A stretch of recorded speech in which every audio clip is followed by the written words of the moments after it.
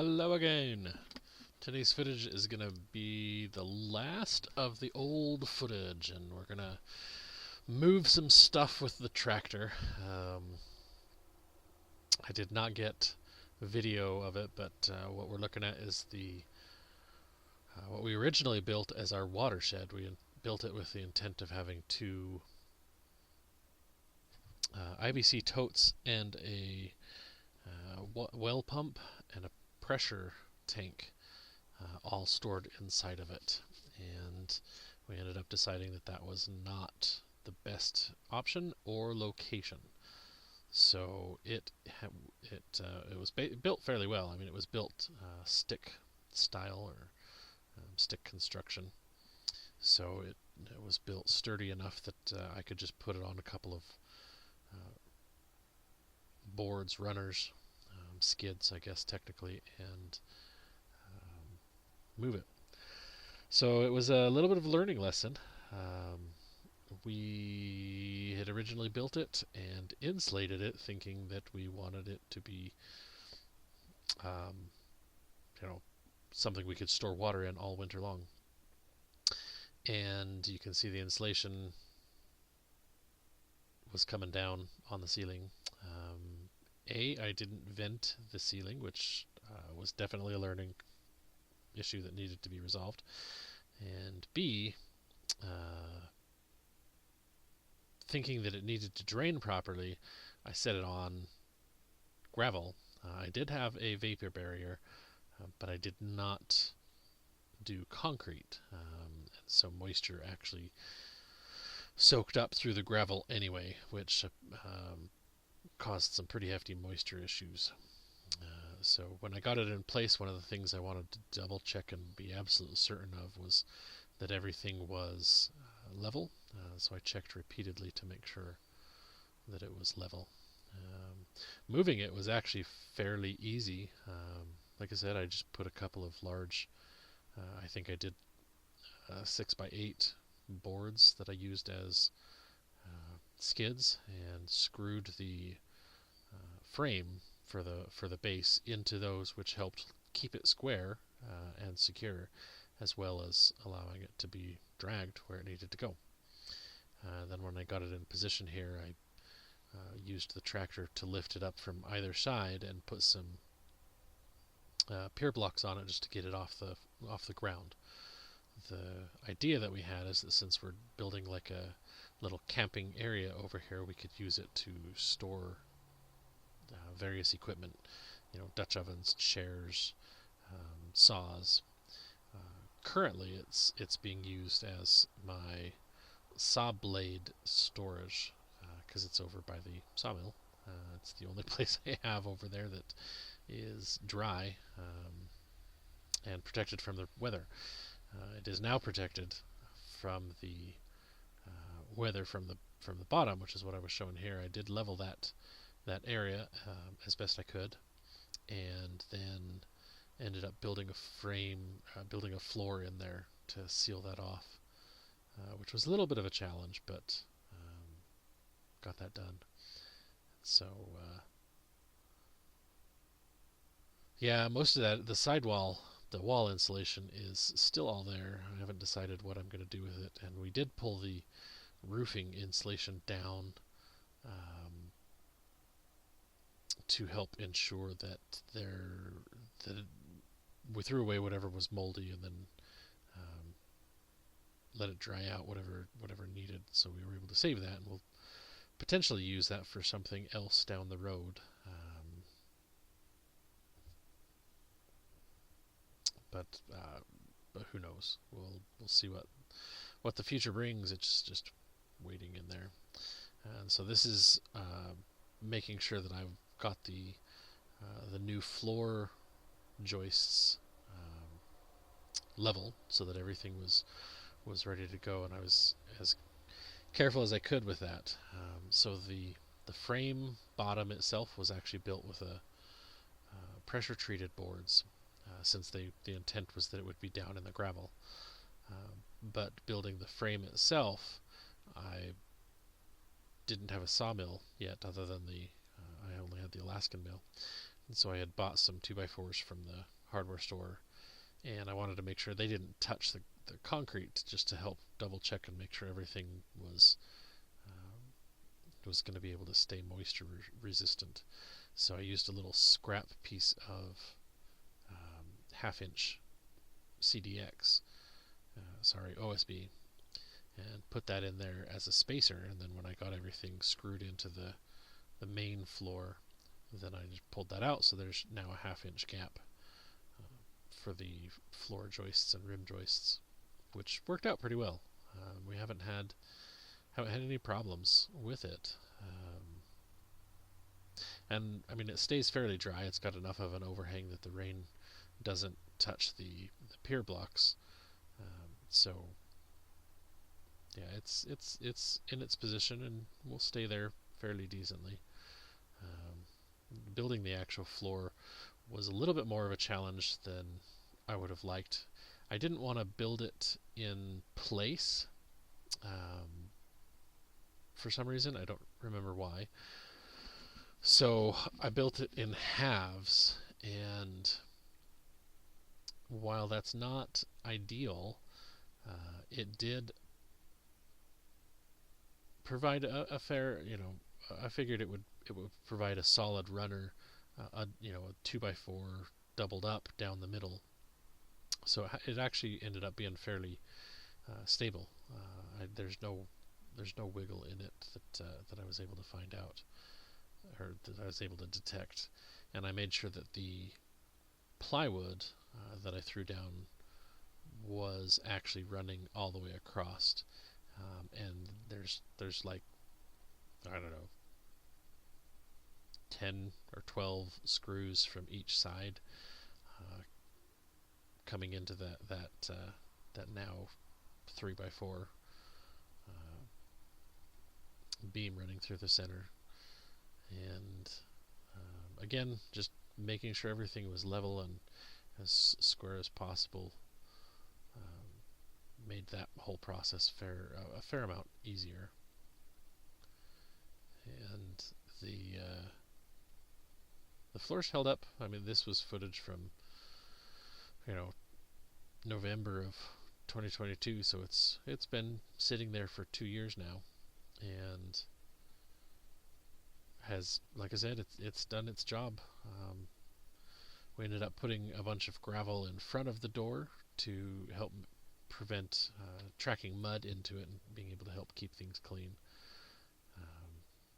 At some point I might take some of the material off the doors to lighten them up a little bit. They're actually sealed because they were the goal was to have them insulated, obviously.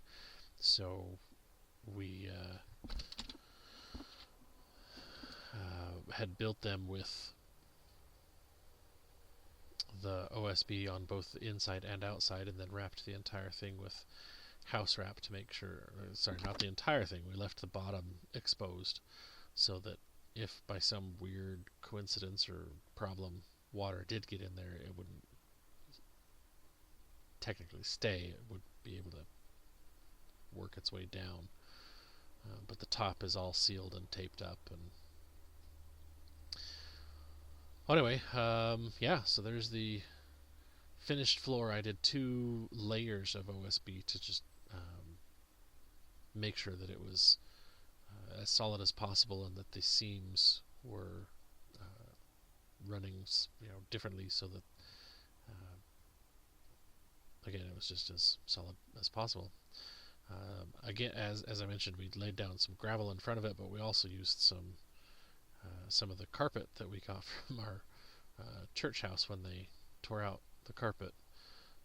We figured that would be a pretty good way to help prevent tracking mud as we were walking up and down the road, until we got the road either covered in gravel or covered in grass, one way or the other, depending on how life goes. Currently it's stayed exposed because we haven't decided enough about where that particular area wants to be. So the next step that we had was wanted somewhere to keep some firewood dry. And I had these frames that I built out of scrap metal while we were still in Utah.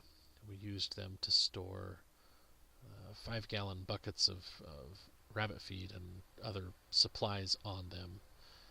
And they seemed like a great way to get the firewood off the ground, so we threw some paver blocks under there just to give the firewood stand a little bit of a secure footing. And then made sure everything was level, which was a bit of a challenge with all the moisture. Because while I was building this, it was a few weeks after actually moving the shed, and so I think we were looking. I was actually working into December as I worked on these, if I remember correctly. Yeah, like December 3rd is when this photo was actually taken, so trying to find dry days to actually work on this project was a bit of a challenge. We had enough of the carpet that I actually ended up running a bunch of it down into the rabbitry to help give us some better footing as we walk around in there as well. We even took some of the scrap boards from milling some of the various logs that I'd already milled up and put them under a lot of the carpet, and it actually worked really well to give us a clean area that we could walk in as we walk around the rabbits. So that carpet has come in really quite handy for a lot of different things, but this ended up being where I stored a lot of scrap wood, and this wood leaning up there is stuff that we'd gotten from a window place, and we broke down the crates that the windows came in, and then I ripped it all into 3 and 4 inch pieces, and I gathered up what I had as far as different lengths and put it all in here to keep it dry while I worked. And well, all right. Charlie decided he needed to notify me that somebody was coming up with a drive. I think the UPS driver is the only person that he reliably notifies us of. So anyway, yeah. So the boards in there came from the window crates, and this was my little workstation so that I could stay out of the mud as I built. And having some battery powered tools actually came in pretty handy. I'm not generally a fan of battery powered tools, but here on this property they've sure earned their keep. The only one I'm actually disappointed with, I guess would be the best word, would be the circular saw, and that it just doesn't have the strength to really cut well. It'll do the job, but anytime I can use a corded saw, I definitely prefer that. So what I'm doing here is throwing together some frames that I'll later connect together, and I didn't have any kind of an actual plan, but I just sort of made frames that were the same width as the little metal stands, and then cut a bunch of cross pieces to the same depth as the stands, and we'll use those to actually attach them together. The back frames I wanted to be shorter, and so the 3 frames that are in the front of the picture are the front frames. That way there's an angle to the roof. and that made things rather easy to build for the roof line. And I mean, it doesn't have to be. This isn't a horribly structural thing. So the goal was just to put something in place where we could use it as a shelf, but the majority of the structure, or the majority of the weight for the firewood, is actually on the metal frames. But I did put a couple of shelves up there to throw in some smaller firewood for um, tinder, kindling. I always get those mixed up. So after a second of thinking about it, the kindling is what I'm planning to store on the upper shelves. And I have to remember and think about it every time I want to think about one or the other, because you make a tinder box to hold like your flint and steel and charred cloth and whatever for actually creating the fire, and then you use the kindling to basically build the fire to the point where your fuel or firewood can actually be burned. So yeah, so you got a couple of shelves that run across there for the kindling sized stuff, and then you've got the three different sections to make a decent amount of firewood. I don't think it actually holds quite a cord, because a cord is 4 feet by 4 feet by 8 feet, and these are about 3.5 feet each by just shy of, I think they're 22 inches,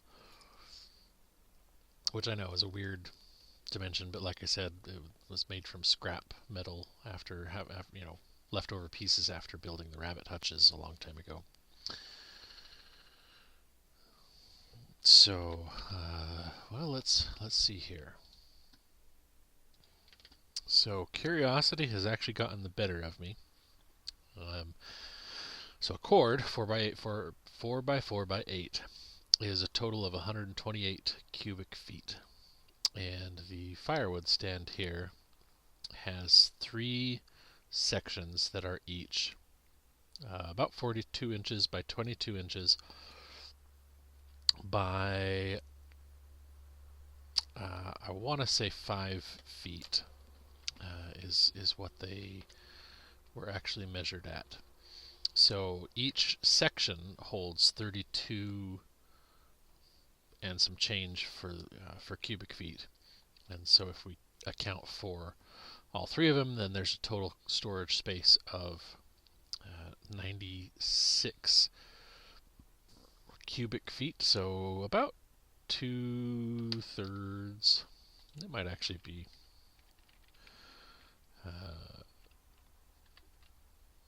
full 3/4. Yeah, about 75%. So anyway, not quite a cord. But then I ended up actually adding this little box. This is my tinder box, so I use it to store the hatchet, file, lots of like bark pieces, really small, thin, with super fine twiggy type stuff that can be used as tinder to help start the fire. I've actually got some moss and things in there. So I've got the planks on the bottom to allow airflow, and then for the smallest stuff, like dried moss, for instance, I've got that up on the top shelf so that it's completely protected from the wind and rain, because I've wrapped the roof metal down around the sides fairly notably. So that was my attempt at building a little firewood stand for this area, and it helps actually. It's kind of nice because it helps block the view of the fire from the highway, which is always a good thing. So one of the things that we like to do is to help the neighbors out whenever they need it. And one of the things that one day they happened to need was moving their hot tub from one patio that they had thought they wanted it to a deck that they built over by the house so they could have it a little bit more convenient. And since we have a tractor, we like to help whenever they want, whenever they need it, because we have borrowed their little tractor multiple times. So this was kind of an easy, fun way to do this to help them out. And it was just a slow. I mean, it wasn't actually very difficult. We ended up strapping. You can see some skids down there to help support the weight of the hot tub, and then we strapped those to the hot tub, and then we actually strapped the hot tub to the fork frame on the tractor just to make sure that things didn't shift at all. And then it was just a very slow drive, left in low gear, snail mode. The weight wasn't an issue, but the weight hanging way off the ends of the forks was a little bit of an issue. So I thought it would actually be kind of fun. Emily was taking photos of the process because I was just completely focused on the process and what I was doing. And so these photos actually are essentially positioned in real time, but she only got the one photo of the actual movement over here. And it was a typical wintry Washington day. A lot of rain. There are a few times that I wish that I had gotten a canopy, and I may still get a canopy for the tractor, just to protect me from the rain. There's not been a single time that I regret not getting a cab, though. While it would be super nice to have gotten the convenience of heat and cool and maybe even the radio, the cost of those conveniences is just so not justified. And there have been so many times driving around in this forest and on our property working on clearing things that there's no way I would not have broken the glass multiple times if I'd have had a cab. So I'll deal with the working in the rain, whenever needed. In fact, I'll be out digging today, and it's supposed to start raining this afternoon, so I'll probably get rained on and be a little wet by the time I get done. But you got to do what you got to do, and I got to get things dug out before the rains really start coming. I've got based on the last couple years of work, I've got until basically the end of October is when it's going to really start to get rain and too muddy to be out there and dig. So anyway, it just was a matter of bringing that over here and plopping that down into place, and then they built a whole deck around it, which is actually really nice. It's a really nice place for it, so I was happy to help them with that. But that's where we'll end for today. So as always, thank you for your time. Thank you for being out there and watching, and God bless you and yours. Hopefully you're able to stay safe and neighborly and friendly out there.